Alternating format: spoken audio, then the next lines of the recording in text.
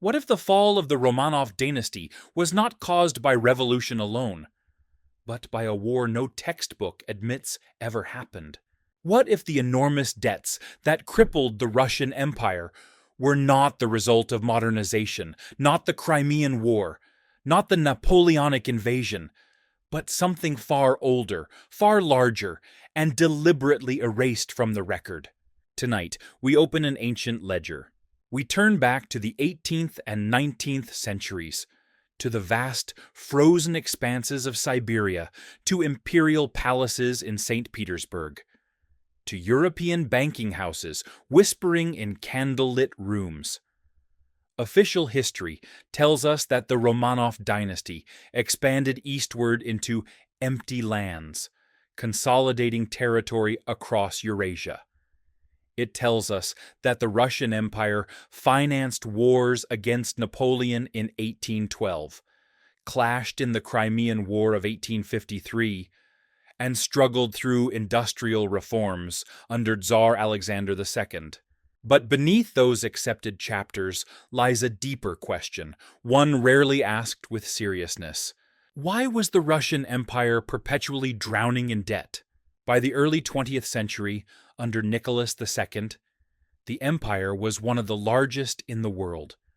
Rich in land, rich in resources, rich in gold. And yet, its financial structure depended heavily on foreign loans from Western Europe. French capital flooded Russian railways. Bonds were issued in Paris and London.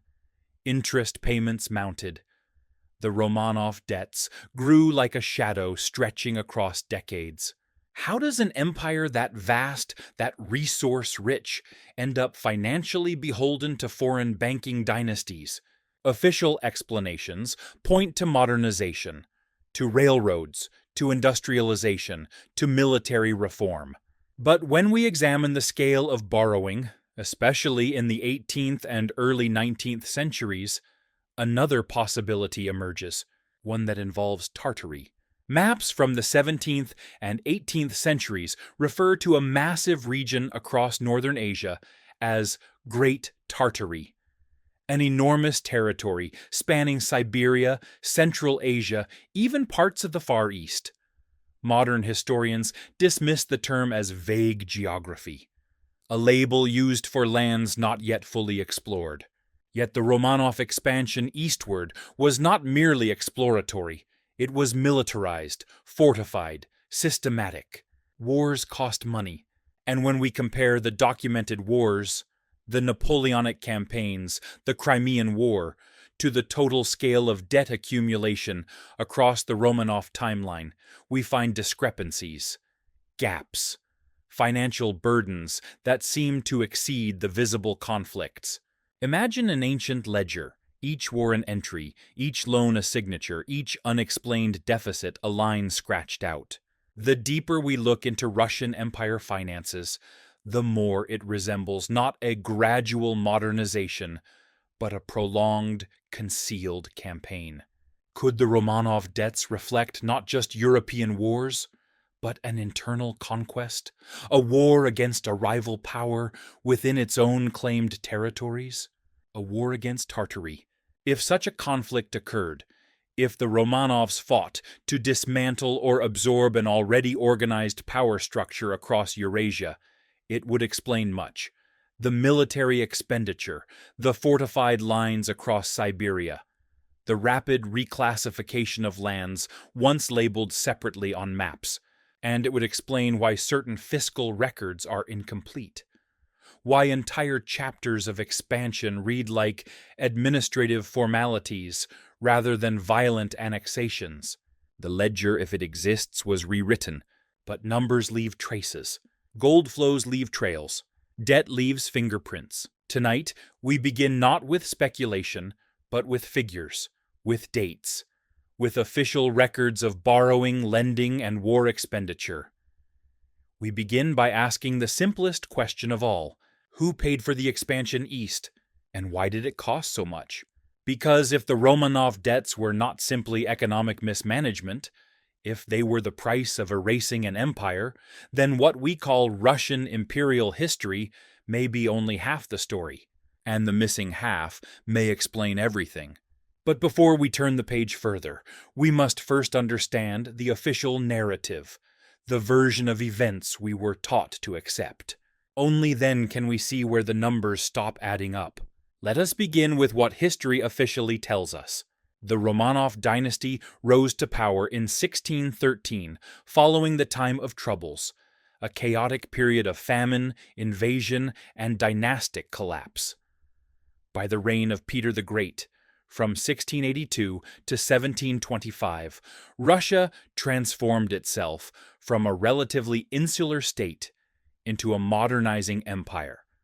Peter built St. Petersburg, restructured the army, and opened Russia to European influence.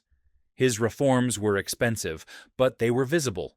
Shipyards, uniforms, fleets, these were tangible investments. Then came Catherine II, ruling from 1762 to 1796. Under her reign, Russia expanded dramatically, westward into Poland and southward toward the Black Sea. These expansions were documented, chronicled, and justified through treaties and wars with recognizable European powers. But something else was happening during this period. Eastward. Officially, Siberia was sparsely populated, a frontier, a wilderness inhabited by nomadic tribes. Russian expansion into Siberia is often described as gradual settlement, fortified trading posts, and eventual administrative incorporation. Yet when we examine the scale and speed of that integration, the story begins to strain. By the late 18th century, Russia controlled an immense landmass stretching across Eurasia to the Pacific Ocean. Fortified lines were built, military garrisons established, administrative regions reorganized, roads carved across thousands of miles. This was not mere exploration, it was consolidation, and consolidation requires resistance. We are told that Siberia and Central Asia offered little organized opposition, only scattered tribal skirmishes. But if that were true, why did the empire allocate such sustained military expenditure to the region for decades? Why do records show consistent troop deployments eastward, even during periods of relative European peace? Consider the Napoleonic invasion of 1812 under Tsar Alexander I. That war undeniably cost Russia dearly. Moscow burned, armies clashed, Europe trembled. But the financial records show that even after Napoleon's defeat, borrowing did not subside. It accelerated. Foreign loans flowed from European banking houses, particularly from France, and later from Britain. Bonds were issued, interest payments mounted. The Russian Empire increasingly relied on external capital to sustain its operations. One might argue this was simply the cost of modernization. Railroads, factories, industrialization, especially under Alexander II after 1861, following the emancipation of the serfs. Yet here is where the timeline becomes intriguing. Major borrowing cycles often coincide not only with European wars, but with intensified Eastern administration and military restructuring. The Caucasus campaigns, Central Asian integration, suppression efforts that extended deep into territories previously labeled Tartary on older maps. Let us pause and consider the maps. 17th and 18th century European cartography frequently labels vast portions of northern Asia as Great Tartary, not as Russia, not as empty land, but as a distinct geopolitical space. A name used consistently across atlases from Paris, Amsterdam, and London. Modern historians argue that Tartary was merely a blanket term for unknown territories.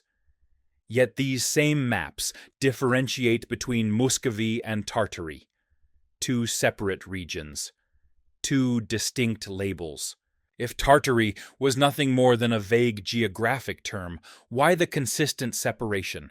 And why does the name gradually disappear from maps during the precise centuries when Russian expansion peaks?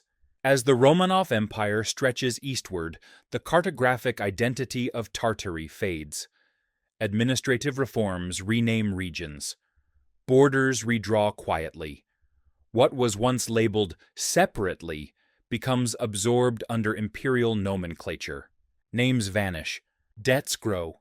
By the mid-19th century, during the Crimean War of 1853 to 1856, Russia suffered military defeat at the hands of Britain, France, and the Ottoman Empire. The war was costly, certainly. But even before Crimea, the empire's financial system was fragile.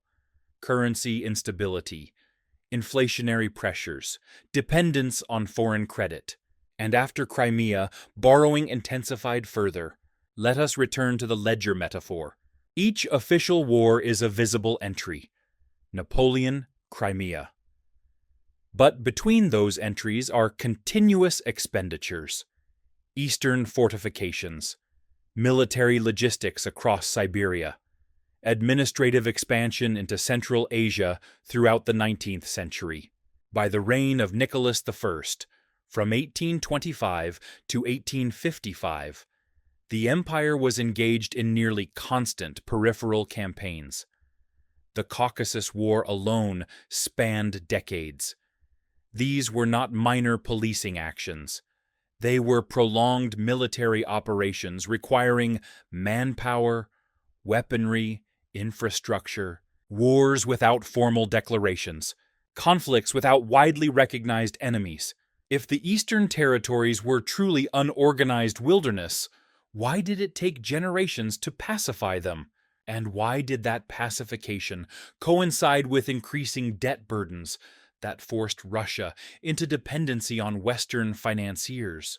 The Romanov debts were not episodic, they were structural, embedded into the empire's operating system.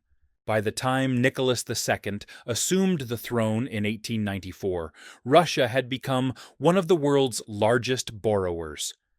French investors held enormous quantities of Russian bonds. Railways were financed externally. Industrial growth was funded by foreign capital. An empire vast in land, yet financially tethered. This contradiction is central to our investigation. If Russia controlled immense natural resources, timber, minerals, furs, later oil, why was its treasury perpetually strained? Official narratives blame inefficient taxation, slow industrial development, peasant poverty. But these explanations address symptoms. They do not explain scale. They do not explain why an empire so territorially expansive, so militarily active across Eurasia, required sustained foreign financing even during peacetime. Unless there was no true peacetime. Unless the eastward expansion was not simply administrative, but adversarial.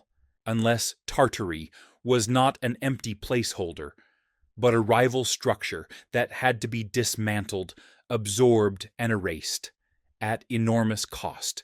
And if such a dismantling occurred, the price would not only be military, it would be financial. Debts to European banking houses, loans secured against future revenues, interest compounding across decades. The Romanov dynasty may have won the land. But at what price? And who truly funded that victory? As we continue turning the pages of this ledger, the numbers grow darker, the entries more fragmented, the official story thinner, because the strangest anomalies are still ahead. Now we begin to examine the anomalies. Not rumors, not legends, but inconsistencies, entries in the ledger that refuse to reconcile. The first anomaly concerns scale. If we tally the officially recognized wars of the Russian Empire between the 18th and 19th centuries, wars against Sweden, the Ottoman Empire, Napoleon, the Crimean Coalition, we can estimate approximate military expenditures. Historians have done this. They calculate troop mobilization, supply costs, artillery production, reconstruction. Yet when we compare these documented expenses to the long-term accumulation of Romanov debts, a discrepancy emerges.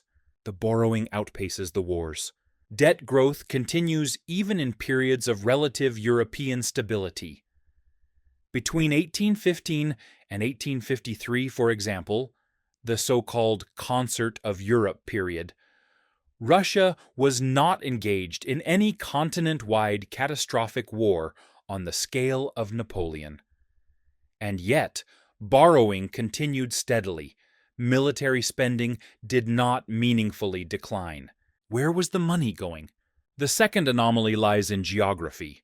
Official narratives describe Siberia and Central Asia as sparsely populated territories gradually integrated into the empire.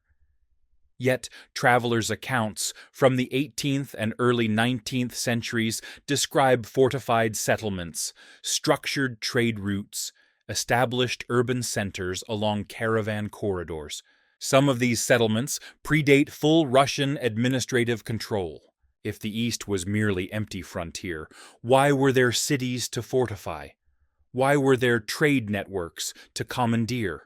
And why do certain early maps depict Tartary not as blank wilderness, but as a defined entity, sometimes even subdivided into regions? Chinese Tartary, independent Tartary, Russian Tartary. Third anomaly, cartographic erasure. Across the 17th and early 18th centuries, European atlases frequently label Great Tartary as a massive geopolitical zone distinct from Muscovy. By the mid-19th century, the term nearly vanishes.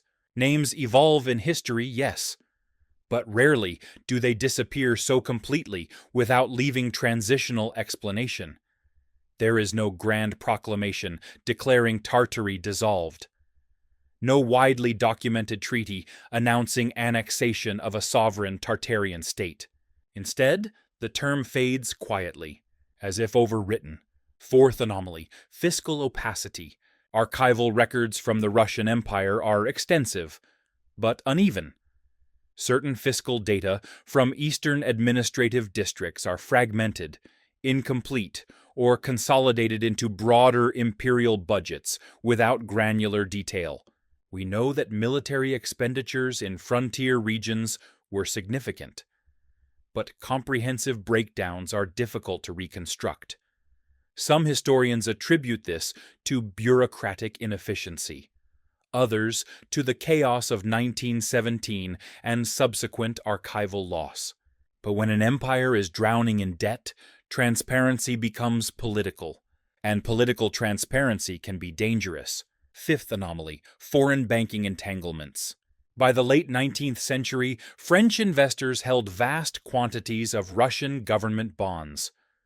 The Rothschild banking dynasty, among others, played roles in facilitating European loans to imperial governments, including Russia. This alone is not sinister. States borrow, empires leverage credit. But here is the peculiarity. European powers that were at times adversaries of Russia, Britain during the Crimean War, France during earlier conflicts, later became major creditors. Financing crossed political lines. Debt linked rivals. If the Romanovs were engaged in an eastward consolidation campaign, one that reshaped Eurasian power structures, foreign capital may have been less concerned with territorial ideology and more concerned with stable returns. In other words, money does not care who wins. It cares who pays interest. Sixth anomaly, infrastructural acceleration. Throughout the 19th century, Russia invested heavily in railroads, telegraph lines, and fortified infrastructure across vast eastern distances. The Trans-Siberian Railway, initiated in 1891 under Alexander III and continued under Nicholas II, required immense capital. Officially, it was an economic modernization project, but strategically, it unified military logistics across Eurasia. If eastern territories were fully pacified, why was such urgent logistical integration necessary? Railroads move goods. They also move armies. Seventh anomaly: the timing of financial crises. By the early 20th century, the Russian Empire faced recurring fiscal instability. The 1905 revolution followed military defeat in the Russo-Japanese War, a war fought far east, in territories previously categorized within the broader sphere of Tartarian geography. The defeat exposed not only military weakness, but financial strain. The empire's gold reserves fluctuated dramatically during this period. Debt obligations to foreign creditors loomed heavily. And then, in 1917, the Romanov dynasty collapsed. Revolution, yes. War fatigue from World War I, certainly. But also a treasury exhausted by generations of borrowing. If we examine these anomalies together, not as isolated curiosities, but as connected entries in a ledger, a pattern begins to form. Persistent Eastern military presence, sustained borrowing beyond visible wars, cartographic reclassification of vast territories, incomplete fiscal transparency, foreign financiers funding imperial expansion, logistical integration of newly absorbed lands. Each anomaly alone can be rationalized, but collectively, they resemble loose threads unraveling a tapestry. Imagine again the ancient ledger. On the visible pages we see Napoleon, Crimea, industrial reform. But between those entries, faint ink reveals something else. Long-term expenditure tied to the absorption of a massive landmass once known by another name, Tartary. If Tartary was merely a geographic placeholder, then why does its disappearance coincide with debt escalation? If eastern territories were peacefully integrated, why the decades-long military campaigns in the Caucasus and Central Asia? If the empire was economically self-sufficient, why the reliance on European credit even after territorial consolidation? The anomalies do not yet prove a hidden war, but they suggest that the official narrative is incomplete, and incompleteness in history is often not accidental. The deeper we examine these inconsistencies, the more they begin to resemble entries that were never meant to be reconciled publicly. Because if the Romanovs financed a prolonged campaign to dismantle an Eastern power structure, one remembered in fragments as Tartary, the costs would have been staggering. Staggering enough to bind the empire to foreign creditors for generations. Staggering enough to weaken the dynasty from within. Staggering enough that, when revolution finally came, the treasury could not withstand the shock. But before we leap to conclusions, we must connect these anomalies more carefully, because patterns are not proof, and the ledger still has pages left to turn. Now let us attempt what every serious investigation demands. Connection. We have anomalies. Debt growth beyond visible wars, Eastern militarization, cartographic disappearance, foreign financial entanglement, infrastructural urgency. But anomalies alone do not reveal motive. They are scattered entries in a ledger. To understand them, we must examine their alignment across time. Consider first the chronology. Under Peter the Great, in the early 18th century, Russia modernized militarily and administratively. Expansion was primarily westward and southward. Yet even during this period, Siberian fortifications expanded. Military outposts multiplied across territories that older maps still labeled within the greater Tartarian sphere. By the reign of Catherine II, in the late 1700s, the empire intensified administrative integration across Central Asia. Simultaneously, European cartography begins reducing the prominence of Great Tartary as a standalone designation. Names change as power changes. Then, during the early 19th century, after the Napoleonic invasion in 1812, we observe something curious. Rather than scaling back military expenditure after defeating Napoleon, The Russian Empire continued sustained deployments east and south. The Caucasus War, stretching roughly from 1817 to 1864, was not a brief frontier skirmish. It was a multi-decade military engagement involving tens of thousands of troops, prolonged sieges, and significant logistical commitment. A campaign lasting nearly half a century. Such operations do not resemble casual policing of nomadic tribes. They resemble suppression of organized resistance. Now overlay this with financial data. Between 1815 and 1850, Russian state borrowing increased despite the absence of continent-wide existential threats. Yes, there were regional conflicts, but none comparable in scale to Napoleon's invasion. Yet debt structures deepened. Foreign capital, particularly French investment in the latter half of the century, became central to imperial solvency. By the time of Alexander II's reign, 1855 to 1881, industrialization projects and rail expansion were increasingly financed externally. Let us pause here. Industrialization requires capital, but capital is typically invested where long-term stability is expected. Why would Western European financiers invest heavily in Russian bonds if the empire were merely modernizing agriculture and railroads? Because territorial consolidation promised predictable revenue, and revenue requires secured land. Now consider the Trans-Siberian Railway, initiated in 1891.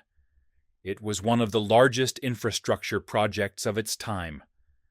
Spanning thousands of kilometers across Eurasia, it unified the Western imperial core with the Pacific frontier. Officially, this was economic development. Strategically, it was imperial binding. Railroads serve commerce, but they also suppress insurrection. They project central authority into distant territories. If Siberia had long been fully pacified and culturally integrated, such urgent unification might not have been necessary. But if remnants of a previous administrative or cultural order persisted, if Tartary had been more than a cartographic placeholder, then logistical dominance would be essential. Now let us examine resource flow.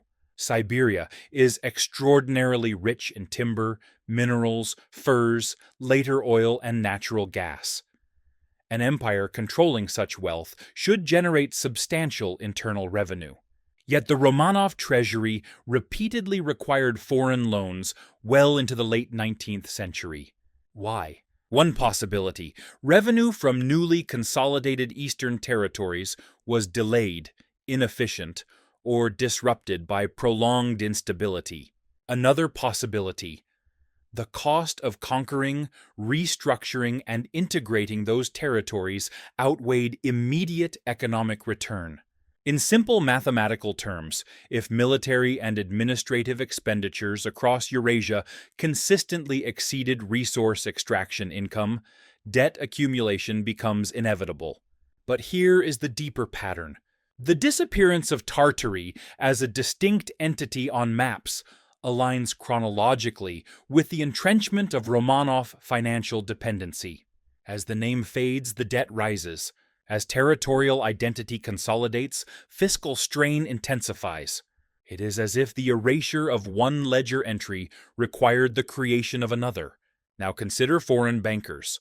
European financial houses did not operate on sentiment, they operated on leverage. By extending credit to the Russian Empire, they secured influence. Debt creates dependency. Dependency creates policy alignment. If the Romanovs were engaged in dismantling a large Eastern power structure, one that might have operated semi-independently within Eurasia, external financing would have served dual purposes. First, enabling military consolidation. Second, binding the resulting empire to Western financial systems.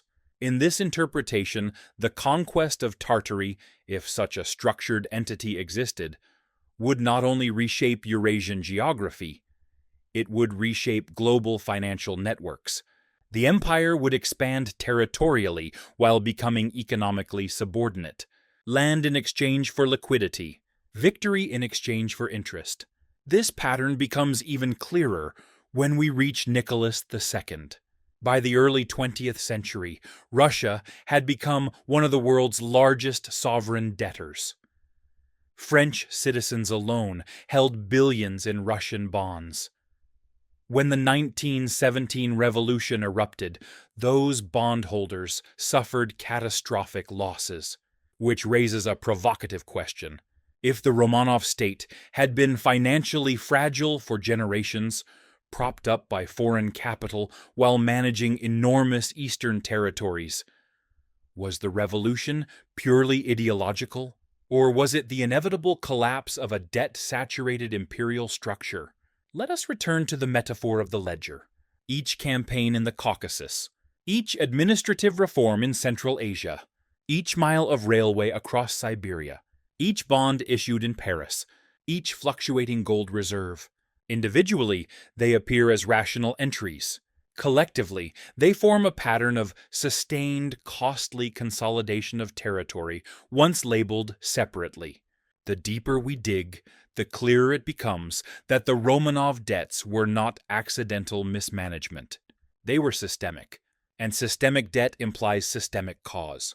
If there was a prolonged, undeclared war, an absorption of a large eastern polity remembered vaguely as Tartary, then the Romanovs may have inherited not only land, but obligation. Obligation to finance, obligation to suppress, obligation to integrate, obligation to pay. And the interest compounded not only financially, but historically. The question now becomes unavoidable. If the numbers suggest a hidden campaign, what exactly was being dismantled? And who ultimately benefited from the empire's indebted expansion? Because when we finally reveal the hypothesis, the ledger will not simply show expense. It will reveal motive. All these entries, all these anomalies, all these missing explanations in the imperial ledger point toward one unsettling possibility. The Romanov debts were not simply the cost of modernization. They were the price of conquest. Not conquest in the narrow sense of frontier skirmishes or tribal pacification, but the dismantling of a vast, pre-existing Eurasian order remembered in fragments as Tartary.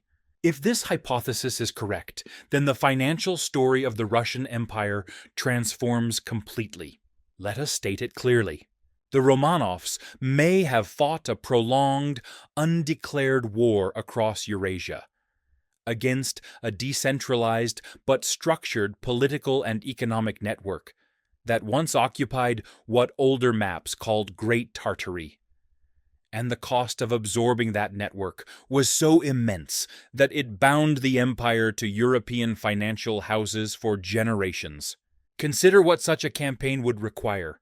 Military mobilization across thousands of kilometers, fortifications built in remote climates, garrisons sustained year-round, supply chains stretching across forests, mountains, steppes, decades of administrative restructuring, replacement of local governance with imperial bureaucracy, reclassification of territories on maps, integration of trade routes into imperial customs systems, and perhaps most costly of all, erasure of identity.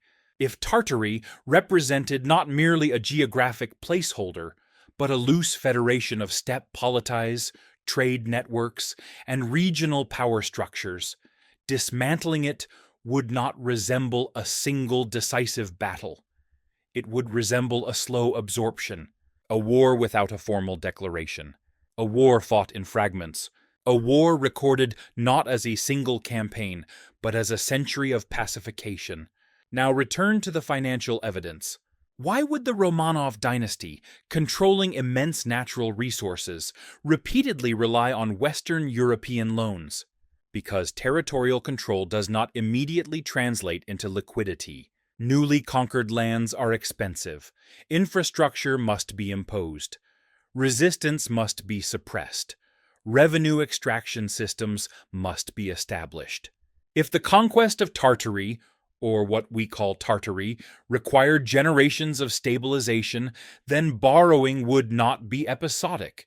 It would be structural, and foreign bankers would have understood this.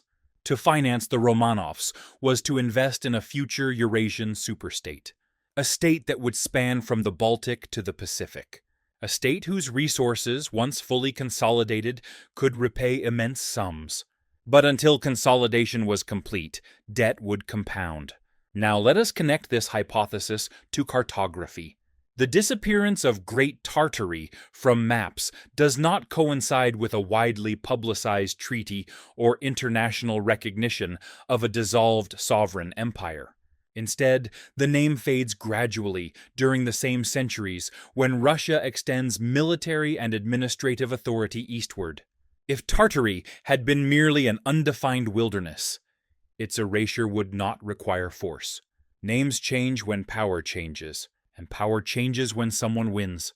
The ledger, therefore, may not record "War with Tartary" as a titled entry, but its financial imprint may remain visible in sustained Eastern expenditures and borrowing cycles.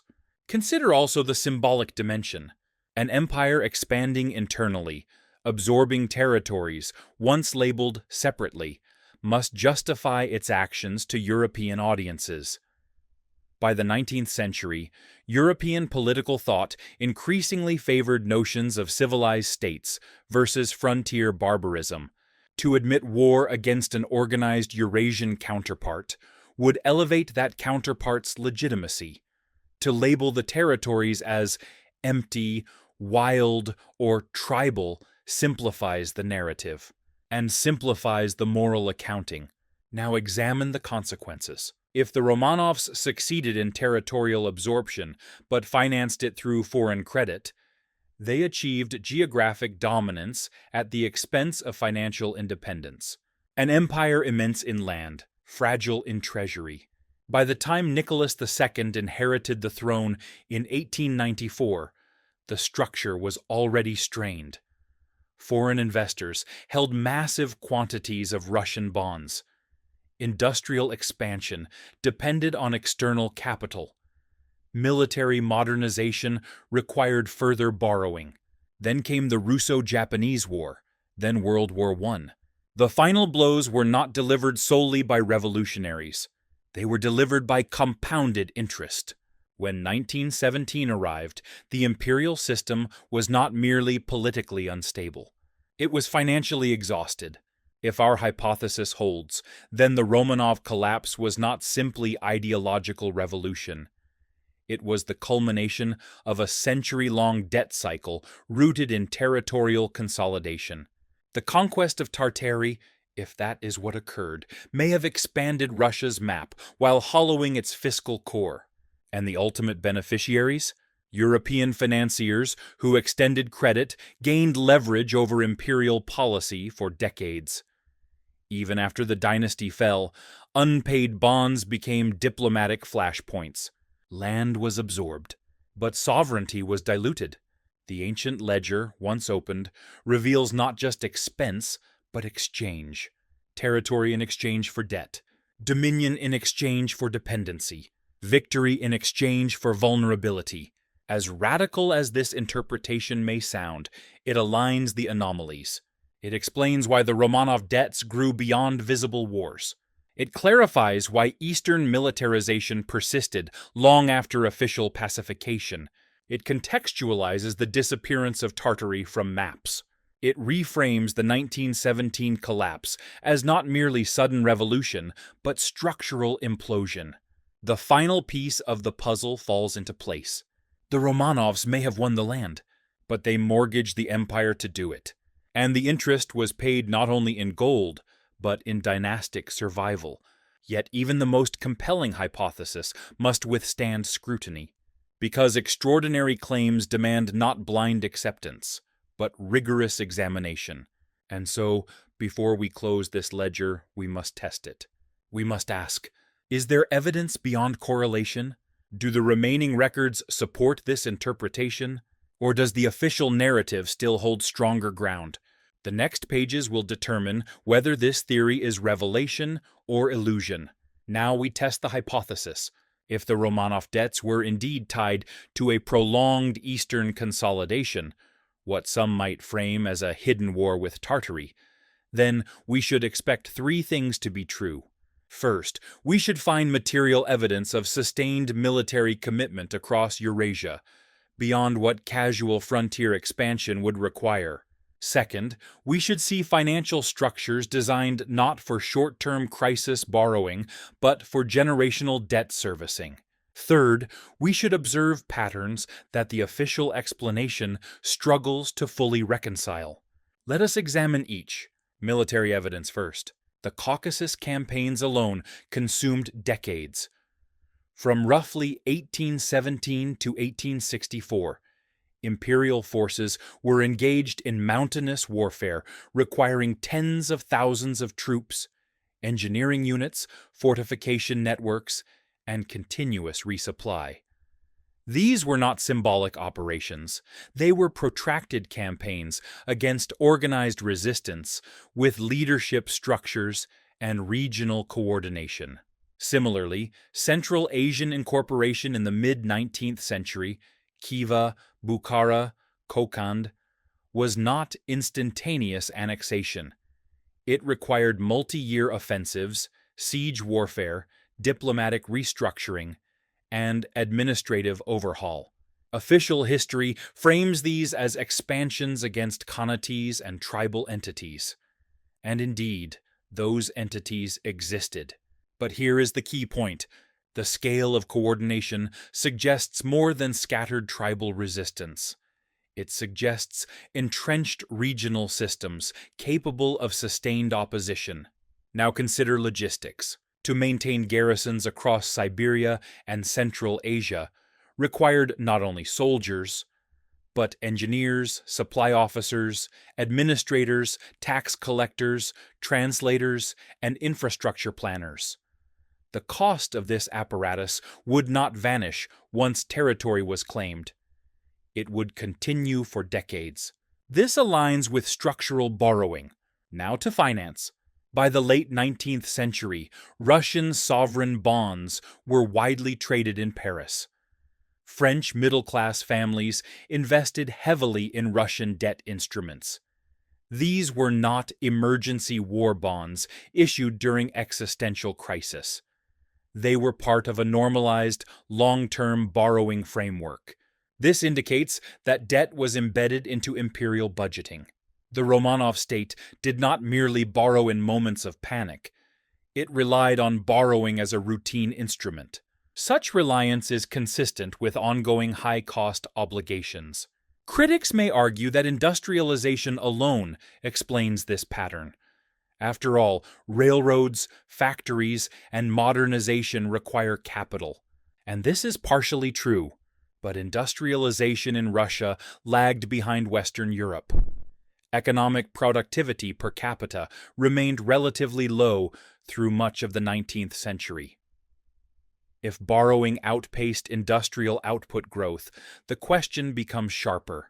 What expenditures were so urgent that they justified risking long-term financial vulnerability? Furthermore, if Eastern territories were already stable and resource-rich, they should have offset borrowing over time. Instead, debt deepened. Now consider gold reserves. Russia did accumulate significant gold reserves by the late 19th century, especially under Sergei Witta's financial reforms. Yet, even then, debt obligations remained heavy. The empire appeared wealthy on paper, vast land, vast gold, but structurally leveraged. This is the paradox: territorial immensity paired with financial fragility. The hypothesis of a prolonged, costly consolidation campaign provides one possible reconciliation. But we must also address counter-arguments. Some historians contend that the Romanov financial system was inefficient due to feudal remnants, poor taxation structures, and bureaucratic corruption. These factors undoubtedly played roles. Others argue that geographic scale alone explains cost. Governing an empire stretching across 11 time zones would inherently strain resources. This too carries weight, and yet these explanations do not fully account for the timing alignment between cartographic disappearance of Tartary and the escalation of sustained Eastern military expenditure. Nor do they address the narrative shift from distinct regional labeling to imperial homogenization without explicit transitional documentation. Perhaps Tartary was never a centralized empire, but rather a European cartographic shorthand for steppe regions. If so, then the war with Tartary would not have been a single war against a sovereign state, but a prolonged campaign against a network of semi-autonomous polities and trade systems that had functioned independently of Muscovite control. In this framing, the hypothesis does not require a lost monolithic empire. It requires only this: that Eastern Eurasia was more structured and more integrated than the simplified narrative suggests, and that its absorption was more costly than official summaries imply. If we accept this more moderate interpretation, then the Romanov debts begin to make practical sense, not as conspiracy, not as myth, but as the financial footprint of imperial overreach, an empire expanding faster than it could sustainably integrate, an empire leveraging foreign credit to impose administrative uniformity across vast territories, an empire paying interest on ambition. This interpretation also aligns with global patterns. European empires frequently financed expansion through borrowing. Britain leveraged debt to fund colonial wars. France issued bonds for military campaigns. Debt was the fuel of empire. But unlike maritime empires with concentrated trade hubs, Russia expanded across continuous landmass, requiring physical occupation and infrastructural embedding, rather than distant naval control. This made expansion more expensive per kilometer. The hypothesis, therefore, does not require secret archives proving a singular Tartarian empire. It requires only recognition that Eastern Eurasia represented a complex, resilient system of governance and trade networks, one that resisted incorporation. And resistance costs money. If that cost was underestimated, borrowing would bridge the gap. And borrowing, sustained across generations, becomes dependency. Thus, the Romanov debts may not reflect hidden conspiracy, but hidden scale. Scale of resistance, scale of restructuring, scale of ambition.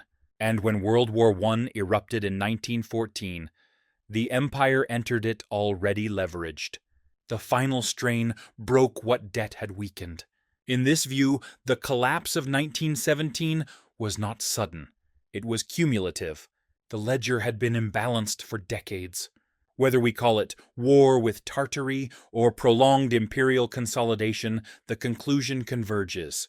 The Romanovs paid dearly to reshape Eurasia, and the bill came due at the worst possible moment. But beyond financial mechanics lies a deeper question. If history simplified this process, if it reduced decades of costly absorption into administrative footnotes, what else has been flattened in our understanding of empire? That reflection is perhaps the most consequential of all. If we step back from the numbers, from the maps, from the faded ink of the imperial ledger, a larger picture begins to emerge, not merely of debt, not merely of war, but of historical compression. Empires simplify their own past. They condense prolonged struggles into manageable narratives. They rename territories. They reorganize archives. They standardize geography. What once required generations of force becomes, in textbooks, a paragraph about integration or expansion. And with each simplification, complexity disappears. If the Romanov dynasty spent a century consolidating the vast territories once labeled Great Tartary, absorbing semi-autonomous regions, dismantling trade networks, restructuring governance, then what we now call the Russian Empire was not simply inherited geography. It was engineered geography, and engineering geography is expensive. The financial story, therefore, becomes a reflection of something deeper, the cost of historical rewriting. When an empire absorbs a region, it does not only occupy land, it absorbs memory, it absorbs identity. It replaces local systems with centralized administration. It standardizes language, taxation, mapping. Maps are powerful tools of authority. When Tartary disappears from cartography, it is not merely a cartographic update. It is a statement. This land is no longer other. This land is ours. And yet, beneath the new labels, older layers remain. Trade routes predating imperial oversight. Cultural structures older than the dynasty itself. Resistance movements lasting decades. Stories of conflict reframed as pacification. If our hypothesis holds even partially true, then the Romanov debts were not accidental miscalculations. They were the financial shadow of imperial ambition on a continental scale. And ambition always demands payment. But here is the broader implication. When we study empire, we often measure power in territory. How much land was controlled, how many miles of railway were built, how many cities were founded. Rarely do we measure power in debt. Yet debt can be as decisive as battlefield defeat. The Romanov dynasty controlled one of the largest landmasses on Earth. But by the early 20th century, it was financially entangled with European creditors. French bondholders held enormous leverage. Industrialization was externally financed. War mobilization required further borrowing. Territorial sovereignty coexisted with financial dependency. That contradiction may explain the fragility of the regime. When 1917 erupted, revolutionaries did not topple a robust, self-sustaining machine. They toppled a heavily leveraged structure strained by decades of compounded obligation. The Romanovs may have conquered Eurasia, but they mortgaged the conquest. And perhaps that is the lesson history obscures. Empires can win wars and still lose balance. They can expand borders and shrink resilience. They can erase names from maps and inherit invisible liabilities. Now, consider what this means for how we understand Tartary. Perhaps it was not a unified empire with a capital and a crown. Perhaps it was a mosaic of steppe polities, caravan cities, decentralized networks stretching across northern Asia. But even a mosaic can form a system, and dismantling a system requires sustained force.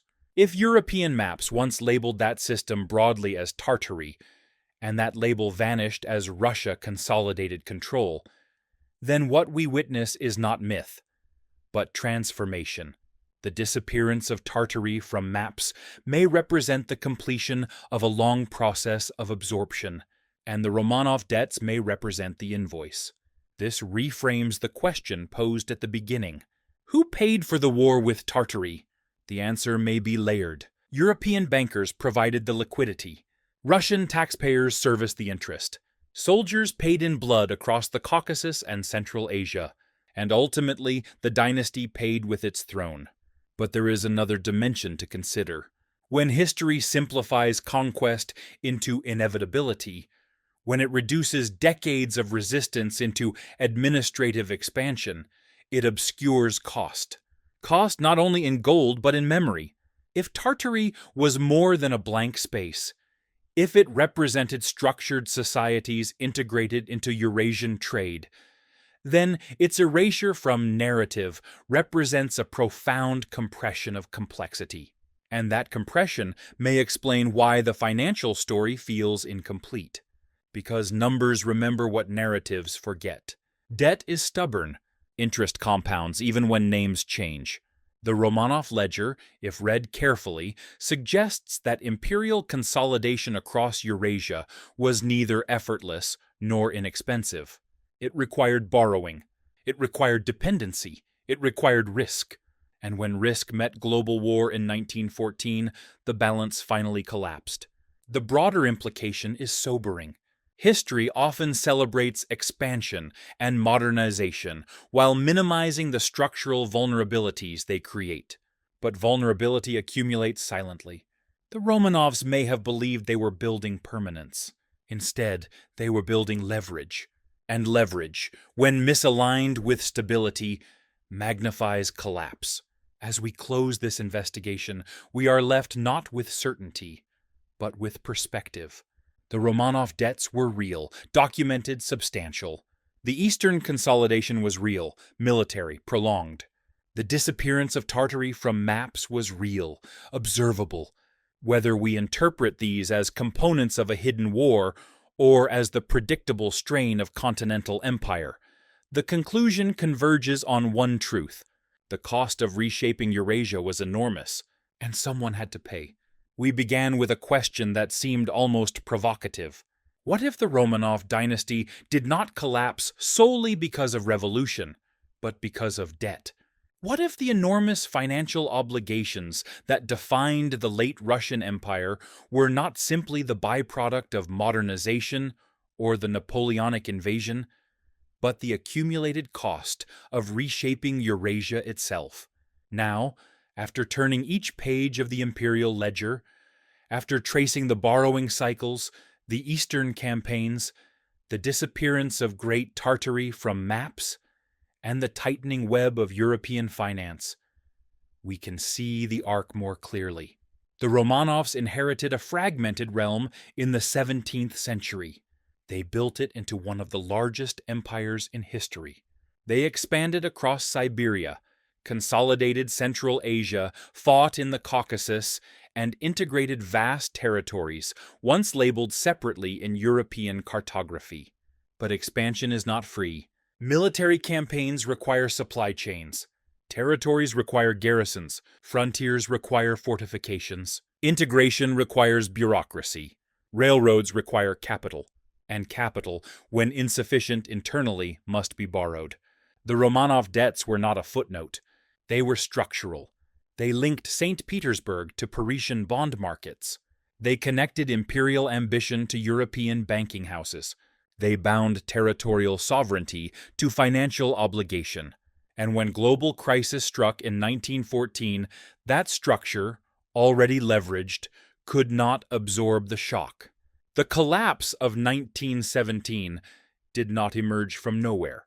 It emerged from a century of compounded strain. So who paid for the war with Tartary?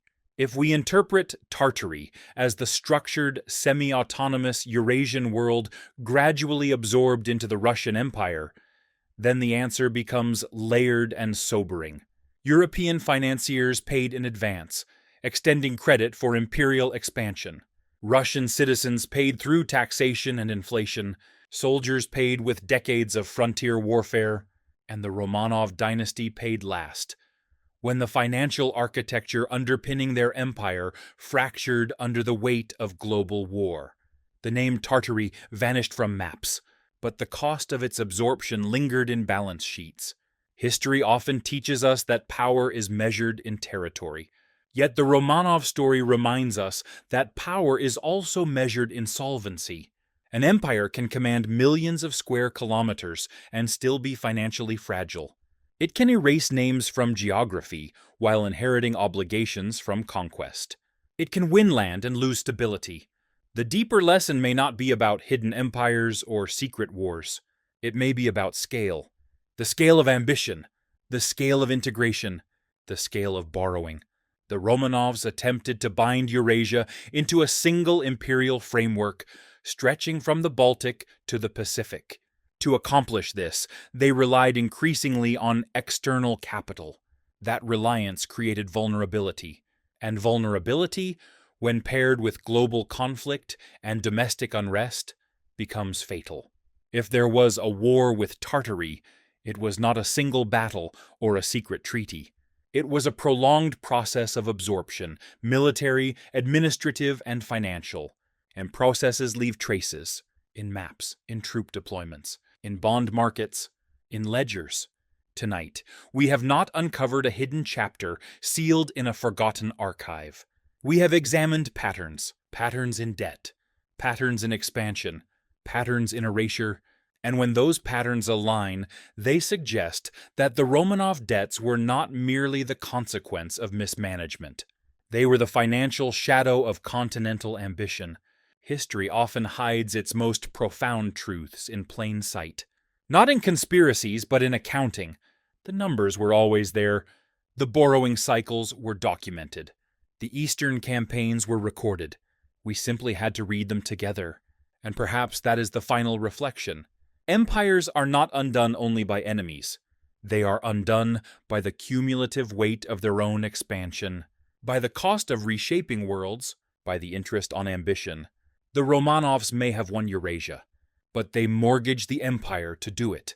And when the bill came due, there was no reserve large enough to pay it. Our investigation, however, is far from over. If this reinterpretation of Romanov debts and the disappearance of Tartary has reshaped how you see imperial history, then join us as we continue to explore the hidden patterns behind the official narrative. There are more ledgers to open, more maps to examine, more forgotten names waiting beneath modern borders. Subscribe, and let us keep uncovering the histories that lie between the lines. Because the truth was never erased. It was simply written in smaller print,